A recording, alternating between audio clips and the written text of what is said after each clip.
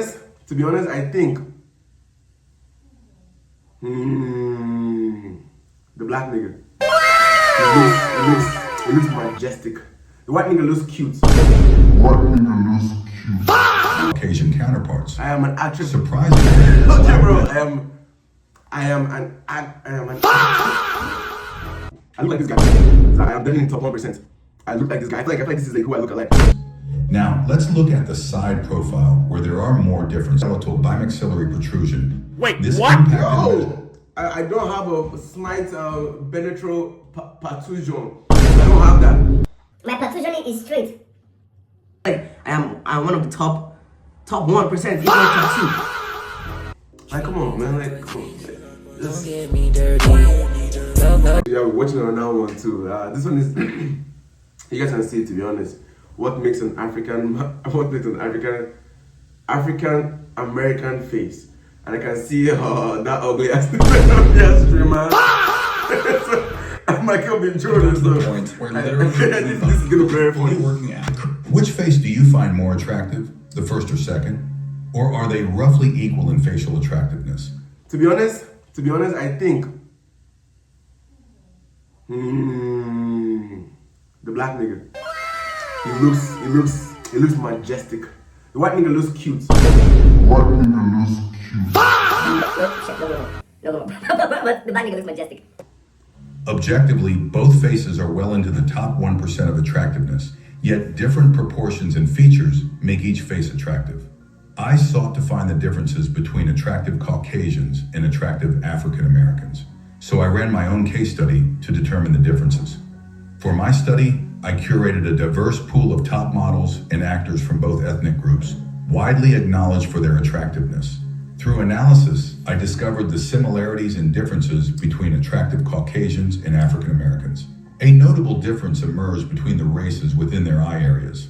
Attractive African American men exhibited notably wider set eyes on average compared to their Caucasian counterparts. I am an actress. Surprisingly, Okay, bro. I am an attractive African man, bro. Actually took me a while to, oh shit, bro.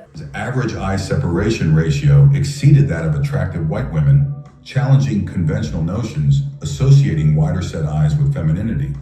Additionally, African Americans displayed, on average, one more degree of positive canthal tilt, further distinguishing their eye area. Aside from the eyes, there were deviations in general facial proportions too. Wider set eyes and fuller upper lips among African Americans trended their mid-face ratios towards a more feminine range compared to Caucasians. This difference also influenced the lower to upper lip ratio. I look like this guy. I am definitely in top 1%. I look like this guy. I feel like this is like who I look like. Like him? come on. Like, you know, with the Contrast to the Numbers in my typically stuff. larger lower lip observed in Caucasians. Moreover, African Americans exhibited a slightly higher chin to philtrum ratio and notably broader noses than Caucasian counterparts.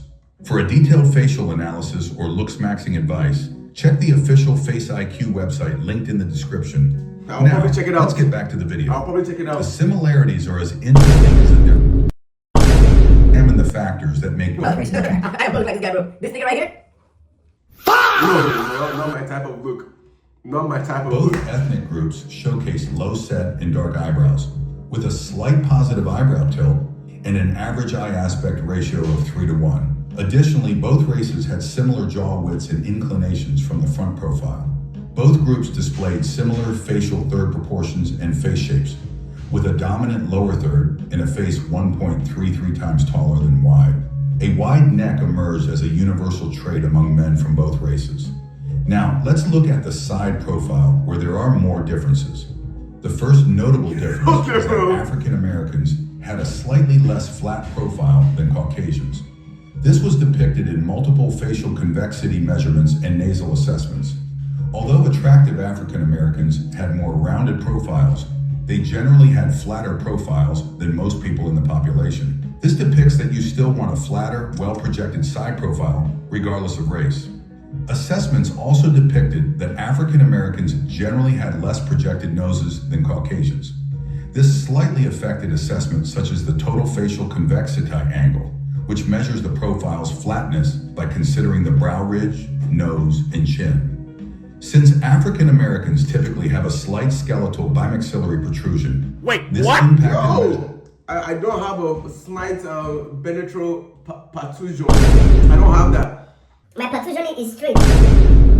There's no protrusion. I don't know what you're talking about protrusion. I don't have protrusion. such as the mentolabial angle, resulting in a more acute assessment.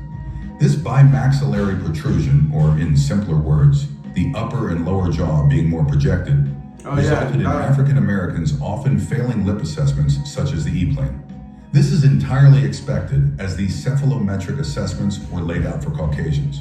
If the average attractive African American does not pass them, then logically, assessments such as the E-plane and Steiner line should not be the standard for African American profiles. True. Both But I don't ethnic have the- groups that's shared what- many core similarities in the side profile, including an acute gonial angle, a long ramus, and an acute nasofrontal angle, which depicts a well-developed brow ridge. To conclude, many assessments are very similar among attractive white and black men. Core tenets of facial attractiveness, such as a high facial width to height ratio, a wide jaw, and dark and low set eyebrows, are consistently seen among attractive people of both ethnic groups. Though there were similarities between the groups, it's also crucial to account for the averages. You know, I should add like this, to be honest. I feel like this ad, so I'm going to put myself out there, because I feel like I'm one of the top 1%, even top 2. Like, come on, man. Like, come on. Don't get me dirty. Love on me. Their ethnic group when assessing an African American's attractiveness. More upturned eyes or a broader nose should not be considered flaws in African Americans, provided their measurement still fits in the ideal range for their I ethnicity. still don't know why they use the If you want to support the channel and learn more about your face, I still don't know why they use compliment as a thumbnail, but that nigga just took a straight shot there, bro. But to be honest, this video was amazing. I personally think I'm part of the top 1% attractive black male.